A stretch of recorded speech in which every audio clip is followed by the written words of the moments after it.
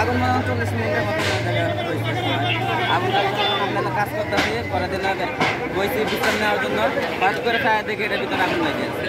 পরে আমরা মনে করেন মেন সুইচ বন্ধ করে দিয়া তারপর মনে করেন যে বালতিতে পানি নিয়ে দিচ্ছি, পানি দিয়ে দেওয়ার পরে আগুন তার নিয়ন্ত্রণে আসে না। তারপরে ফায়ার সার্ভিসে ফোন দেওয়া হয়েছে, তারপরে ফায়ার সার্ভিস আসছে। এটা কি 6:40 দিকে লাগছে নাকি?